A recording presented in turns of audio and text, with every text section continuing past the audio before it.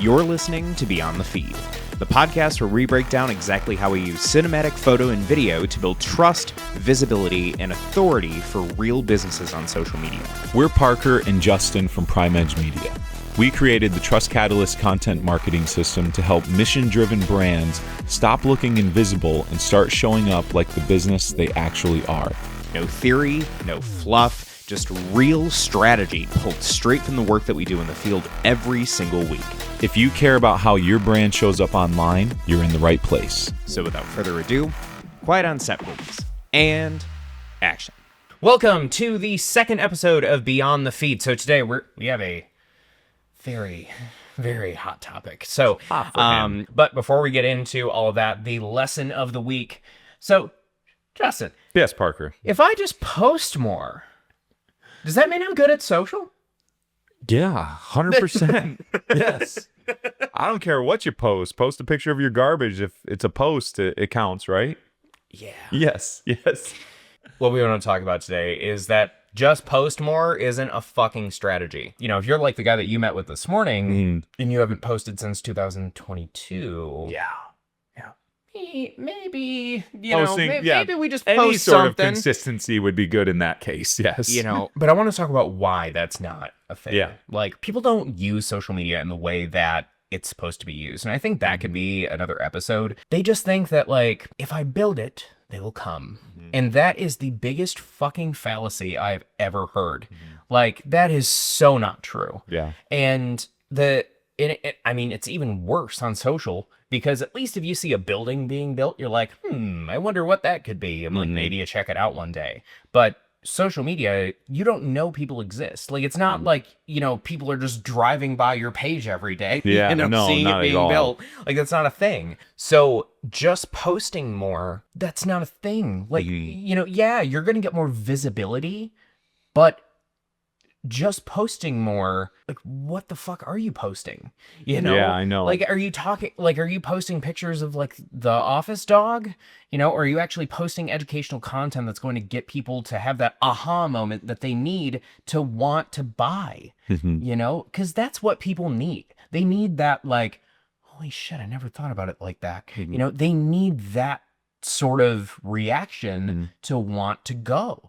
But if you're just talking to me about, oh, hey, we're on this job site today doing this thing, and it's like, who gives a fuck? Yeah, people need the affirmation of the problem they're trying to solve. And a lot of clients that we've come across, like, they at least have some consistency on their page, but it's always, like you said, like, we're on this job site today. Hey, we're on this job site today. Hey, here's a review that we got. Hey, here's another review. But what does that teach anybody looking at their content? Doesn't teach them anything.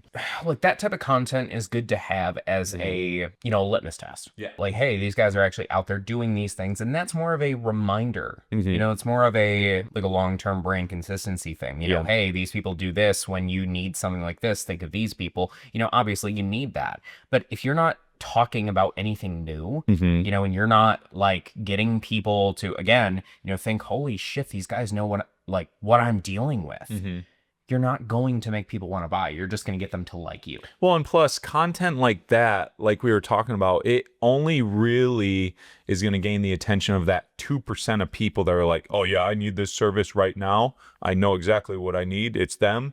I'm going to use them. It's such a small percentage of the people within your buying pool that it's not doing anything for the other 98% of people. They don't even realize they have a problem that your business can solve. Like, one of my favorite things to point out to people is, so when you think of what marketing is supposed to be, like, imagine you're not a marketer. What do you think marketing is supposed to be on Facebook? What do you think you're supposed to post about? What do you think you're supposed to say? How am I supposed to look at that from not being a marketer? That's like a catch-22. Like I think about it and I'm like, okay, like, come see us today. We have this sale going on, Yeah. And like that sort of shit. And it's like, why are we talking like a marketer when you yourself don't like posts like that? Yeah. You know, like, what do you think is going to magically make people fucking think like that? Just like, oh, they're posting a written infomercial, I need this. Because it sounds good in your brain, It sounds good. Like when you are doing something, like you're caught up in that moment and just sharing it, people will be like, oh, I want to be in that moment. But a lot of times people are doing their own thing. They don't really care what's going on. You're the only one that's there that cares. So just being like, we're at this place today doing this thing. Come see us. People are like, yeah, I got 100 other things I need to be doing today. And I had no clue this was even happening. If you would have gave me like a week's notice or something through your socials, I could have planned better, but it's just not how it works. The other half of that is also life doesn't exist in a vacuum. Yeah. Like, Yeah. that's not a thing. Like, everybody is always doing their own shit. You know, everyone has their own shit going on all the time. So like, for any of us as a business owner to think that like, oh, well, I'm just going to post about random nothingness, you know, and expect that to get me fucking sales and build my brand. Like, no, what essentially your brand is your reputation. And what you're building with posting like that is a reputation of garbage. Yeah. Like your reputation is non-existent. It sounds bad, but it's true. It is true. Yeah. And I mean, not to mention, like, if you're just posting with no direction, you're going to get burned out big time. Like, I get burned out with an actual marketing plan, you know? Like, I can't even imagine just like posting and posting and posting on a whim. For the sake of doing so. Yeah. Yeah. I do think that once you have your strategy in place and you at least know your one offer that is like fundamental, it makes it a little easier. But most small businesses don't even think about that. They're just like, I'm just doing the thing, like, hire us. Okay, that doesn't explain anything. Yeah, it's like, okay, cool. So, oh shit, you're $10 more expensive than the guy down the road. Oh, well, I'm gonna go over there then. It's like, but me. We're so different. We're so amazing. Well, they don't fucking know. They will know if you have proper content to show it. It's tough. It really is. Yeah, and so that's our main topic for today that I think we need to get into, because this is going to be a long one. Why can't I just target the top 3%, you know, in my social media posts and my captions? Because there's 97% more of people that you should be targeting. Yeah. I mean, it's pretty self-explanatory. Why would you only focus on 3% when content can easily span that entire 100% and cater to the people that don't even know they have a problem? Make content around that. What is the problem that you solve for people? But if you're only catering to the people at the top 2-3%, you're leaving a lot on the table. So just for context for the people who don't know, like, the buyer pyramid. Yeah. So basically it looks like this. If you can imagine just a pyramid with 4 blocks. The bottom block is 60%. Those people are not aware that they have a problem. They are not problem aware. The 20% above that are problem aware. They know that they have a problem. So for example, they're fat, they know they need to lose weight, but that's about it. Stop talking about yourself like that. Damn. All right. So, well, and yes, I am problem aware. So the 17% above that are people who are like, okay, I'm overweight and now I'm going to go start looking for gyms. They're in research mode. They're in info gathering mode. And then the 3% on top are ready to buy right now. All they need is, you know, a service provider to pick, and that's it. Yeah. That's kind of what we're talking about. And that's what people do when they think of marketing on social. Like, oh, I'm just going to target, you know, the guy who wants to buy right now, because there must just be a billion people who just want to buy from me right now, right? No. Yeah, no. I think, too, when you only make content for that top 2-3%, it's very bland. Yeah. Like when you start catering to the rest of the pyramid, then it starts getting educational. It's more engaging. Because people are understanding and having these epiphanies like, oh man, I do have that problem. I didn't even know I had that problem, but I have that problem. And I just learned something very useful from this company that made a piece of content about that problem. I probably should look into that. Yeah. And then who the fuck are you going to go to? Exactly. When you're ready to solve that problem. Person that provided the content showcasing what the problem is. Yeah. It's like, you know, if you're, for example, you're like a realtor, I don't know, and you're just like, hey, buy a house. Hey, buy a house. Hey, Justin, buy a house. Hey, I sell houses. Okay, I'll buy a house. Like, deal. Done. Like, fucking what? Like, no. Let's talk about the billions of things the people who want to sell their house or want to buy a house are dealing with.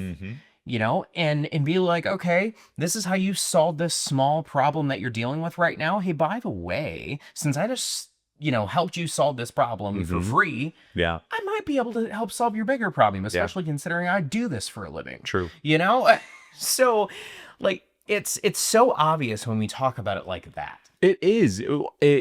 And again, I think it goes back to just for so long, agencies have been putting a smoke screen over that. Yeah. Like it really is simple. It's not rocket science, but we've put this whole allure on marketing that you can't figure it out. Yeah. Like it's this enigma that people are just stuck looping around trying to solve, but there's nothing to solve. There's a very simple strategy to follow. Well, and I mean, let's be real. Most agencies don't get this either. Which is hilarious. I mean, fuck, we've worked with our fair share of agencies that have worked out really well. so well. You know, they just don't fucking get it. But they think that like, oh, well, I'm a marketer. So They rely on that.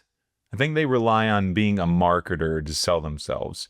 Whereas we're coming from we're content creators. yeah. And we learn the marketing. Well, it's always my favorite thing to ask these people, you know, so you're using this system for me.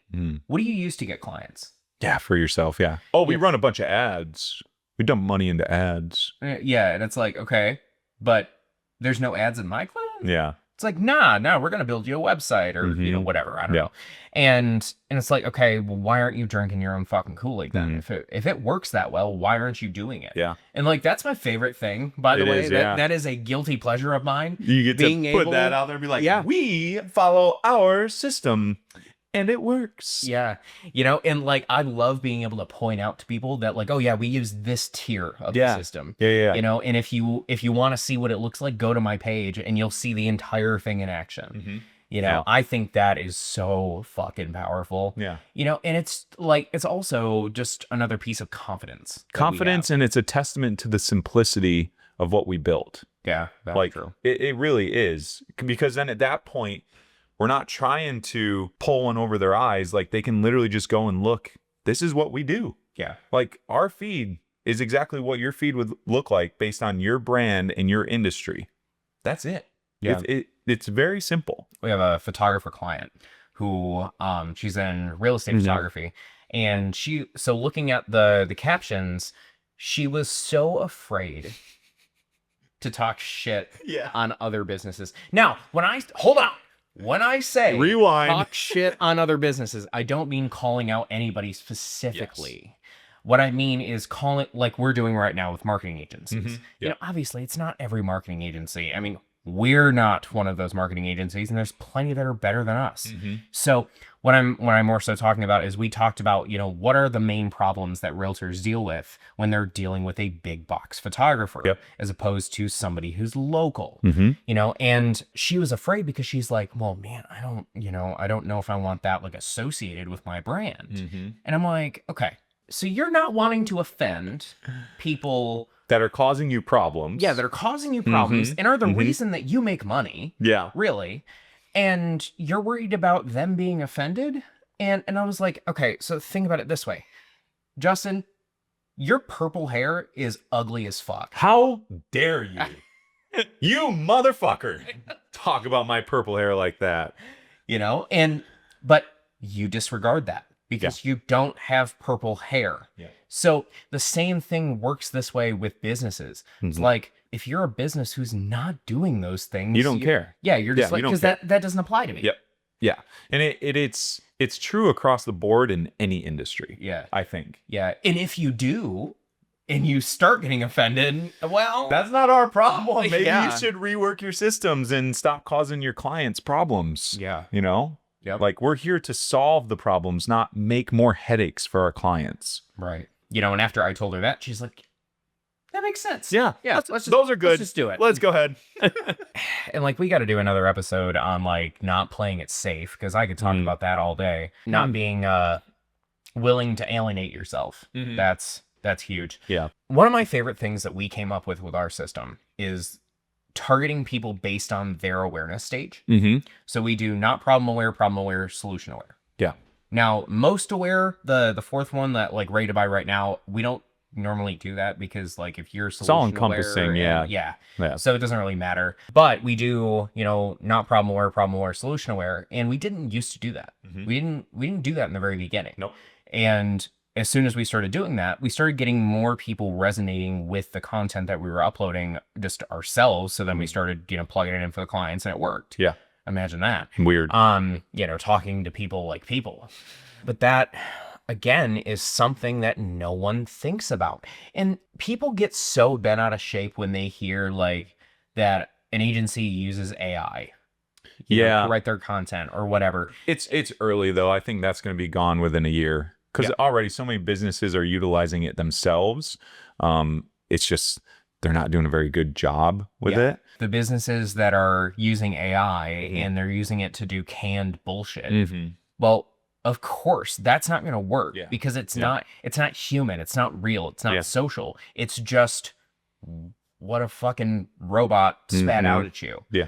But if we're using social media in the right way, we're using it as a social connection tool. That's what it's supposed to be. Yep. You're supposed to have genuine conversation with people that you don't get to interact with every day. That's the point. So if we're not using it that way, and we're just saying, oh yeah, here, come buy my shit. I do this thing and you should care about it for some reason, You have to provide value. Yeah. Like you have to, because that's what sparks the engagement more than anything. The second you provide something where someone learned anything, it doesn't even have to be like groundbreaking, just something small, you're going to get engagement. You're going to get someone interested in what you're putting out. So key takeaways here. I feel like it's just like talk like a fucking human, and like understand what your people are dealing with. Like that's why like I harp on all the time. Okay, how do they say that they're dealing with this? Yeah. Like I ask our clients that all the time. I'm like, let's say you're a concrete coater and somebody says that, oh yeah, my garage just looks like shit. Or I can't ever clean the cement, or it's like my driveway's got a shitload of cracks in it or whatever. And you as the professional are like, yeah, so their foundation's uneven or whatever, like technical terms. Well, if you say that to that person, they don't know what the fuck you're talking about. Yeah. But if you say, hey, is your driveway cracked? Or hey, can you never clean up your floor? Like that resonates because you're like, I've literally said that. Yeah, exactly. Yeah. You have to back engineer it. Yeah. Like more than anything. If you can go backwards from your sale process all the way to the beginning and put yourself in the shoes of the customer, you're going to figure out the problems they're dealing with. And then you just regurgitate those in your content and it connects with them. Yeah. Strikes them right in the heart because they're like, they get me. Yeah. They understand what I'm going through. I want to work with those people. Right. Yeah. And so I think the main key takeaways here are obviously in talking to people like people, using that framework of not problem aware, solution aware, and really thinking about like, what are those people dealing with at that stage? What are they thinking? Yeah. Because like, going back to the whole like losing weight thing, if I'm not aware that it's a problem, it's like, do you get fatigued walking up the stairs? How like, do you know? Or like, are you unnecessarily out of breath most of the day? Like, I don't know. Like, Can I'm you just not bend down and tie your shoes? yeah. Like, do you have to hold your breath to fucking put socks on? Like, I don't know. And by the way, I'm saying all of this shit from experience. So like, I'm not making fun of anybody, but like, if I already know all those things and I just need to find a gym, I'm not going to be resonating with those exact same things because I was dealing with that 6 months ago. Yep. But now I'm, You're a different stage. I'm like, yeah, I really need to find a gym with a cheaper membership that I can go to in different hours of the day and, whatever. So then you would talk more about the membership and, what makes you different and that sort of thing. Yeah. But those are two completely different conversations with the same person, just in different phases. Yep. Different stage. I hope you guys enjoyed this. This is fun. He was getting heated, guys. Yeah, I'm glad that we got to talk about this. Because I think this is something that like if everyone did, I think it would just make life so much better. Yeah. And that's like we get, compliments on our content all the time because of that. like the way that you talk to people is just like reading their mind, Mhm. you know, or it feels like I'm like sitting at dinner with you. Yeah. You know, and I think that's really cool. And it's just because we understand what they're Yep. dealing with. We understand our customers. And we articulate it in the right way. And this is some shit that you guys can do too. So please start looking into what are the different phases that people are dealing with in your buying cycle. You know, what are the things that they need to hear in order to build that know, like, and trust, and ultimately want to buy from you. And another like really good tip that I use is think about one of your prospects that's like a super hot lead, and then what do they need to hear that week? You know, and talk directly to them. Yeah. I think that's a really good hack. But anyway, this has been episode number 2 of Beyond the Feed. So if you guys found this helpful, please share it with a friend, and just remember, this podcast is the why, but the Trust Catalyst system is the how. So if you need some help with this type of thing, head to primeragemedia.com/trustcatalyst. And if you want to keep up with us, you can follow us on YouTube, join the Facebook community. That's where we do a lot of behind the scenes stuff. You can interact with me and Justin all week. And we do like early uploads and all of the fancy shit that you would expect from a exclusive Facebook group. It's all free to join. And the link is in the description. If you guys have any questions, leave them below, and we will see you in the next one.